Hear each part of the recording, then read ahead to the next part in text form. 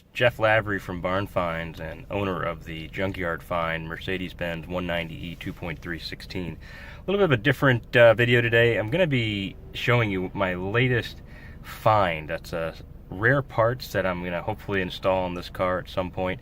I've known about these parts for a little while, but I never had any need for them because I didn't have a Mercedes project in the garage. But I'm actually at a really cool spot called Hall's Garage in North Scituate, Rhode Island. And I got a tip about these parts being here years ago. And I actually called them a few days ago and said, hey, is there any chance those are still kicking around? And it turns out they were.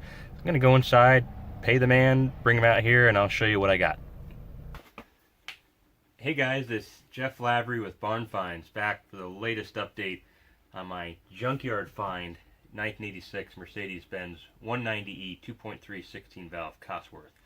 As I mentioned earlier, I wanted to tell you about my latest Junkyard Find, which is this set of beautiful Renault AMG knockoff Penta alloy wheels that are just a perfect look for a vintage Mercedes like this, straight out of the 80s.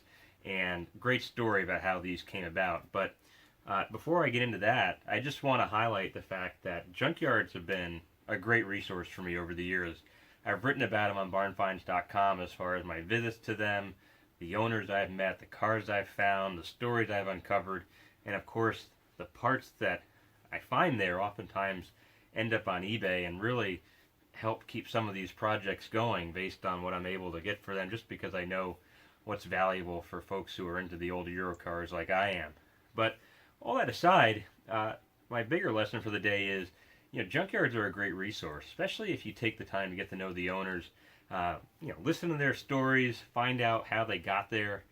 Also be respectful of the fact that, a lot of times junkyard owners aren't the friendliest people in the world because they've had a lot of crappy experiences with people stealing from them or beating them up on price or whatever it is. And I know everybody's got a story about a junkyard that they just felt was no good and never dealt any solid deals on parts, but I've fortunately been lucky enough to have just the opposite experience over the years, and these wheels are such a great story. Hall's Auto Parts out in North Scituate, Rhode Island is a Rhode Island institution as far as junkyards go. They've got a huge selection of classics, mostly Mopar, but the owner knows some of the good things just to keep from going to the scrap pile. Right now, when I was out there this week, they've got a mint first-gen Toyota 4Runner.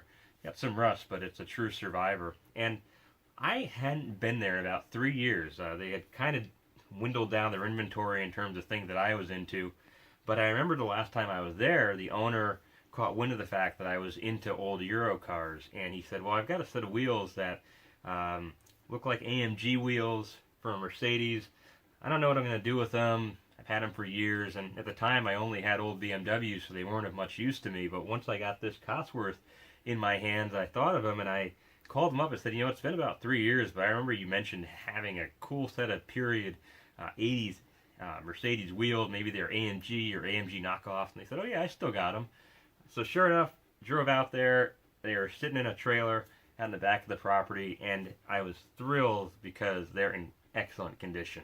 I don't even think they need to be painted. I might paint them. I'd like to do maybe a color match center with a polished lip because that's 80s style. That goes well with the Euro cars from the 80s. But for now, I'm just so excited they were still there, that he hadn't sold them. But as I would later find out, I was pretty much the only guy he told about, because I came in and I said, here's what I'm into, here's what I like, what do you got? And, keeping that in the back of my head really paid off because I got a great price on them. They're in phenomenal condition. The only thing I'm a little bit unsure of is the offset, which is somewhat aggressive for this car.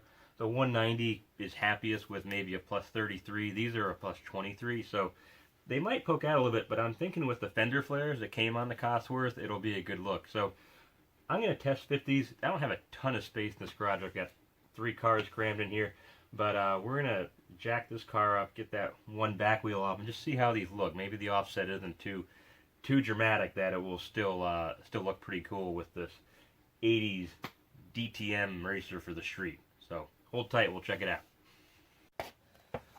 Alright, so we got the 190 jacked up. Got this replacement tire and wheel that I grabbed from a junkyard in Long Island, ironically enough.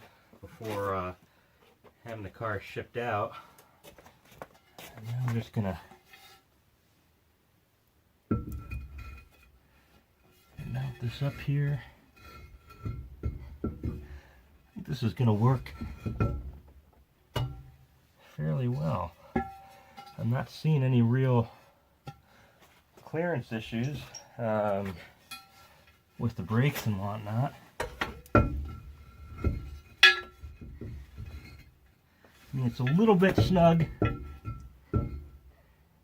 against the caliper.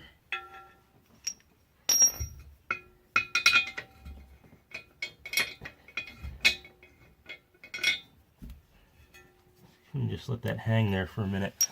I'm not going to do a super comprehensive job here because I've got really limited space, but the only thing I'm worried about is it is right against that caliper, and that could be why the offset was a little bit aggressive. I mean, granted, I know this isn't exactly a scientific fit here, but you know, they didn't give me exactly great lug nuts from the junkyard that I bought it from. I don't really know what these are off of, but I don't think they're Mercedes spec. Right, regardless, I'm not worried about that now.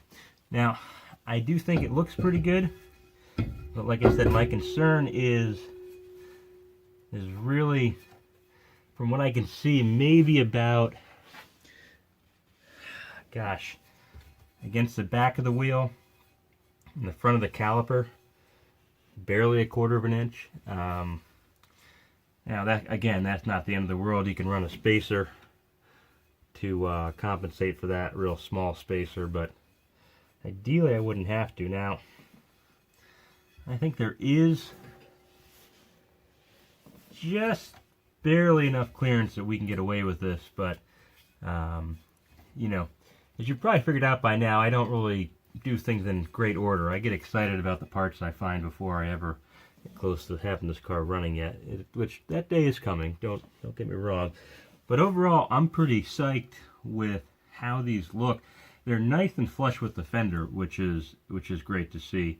The question will just remain if we can get away with that much, with only a little bit of space between the back of the wheel and the front of the caliper.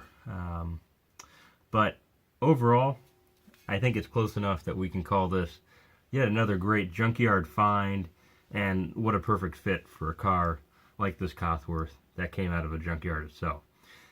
So we'll keep plugging away, finding things to do to kill the wintertime blues that happen this time of year, and we're getting closer to the point where we do bring this car in to get some more exhaustive work done in terms of getting it fired back up.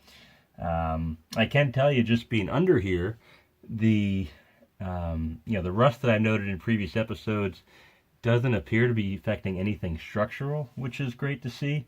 However, that being said, just looking at the suspension back here, this is going to need a full refresh, and impressively, it's still all OEM equipment in the back. This has air suspension, a self-leveling suspension, if you will, and it looks like these are still OEM struts back here, so that'll be a question as to whether or not we decide to keep that set up or go to just a conventional, Bilstein and H&R lowering springs, that kind of thing. But regardless, it's always a good time to see junkyard parts living on a junkyard find car. So until next time, just my advice, go out, talk to your local junkyard, get friendly with them, buy some stuff from them, and then once you have that relationship in place, good things tend to happen. So thanks for watching. Be sure to keep looking on Barn Finds for updates on the Cosworth that don't necessarily have a video, but there's a full article that goes along with this with some other insights into my days spent raiding junkyards and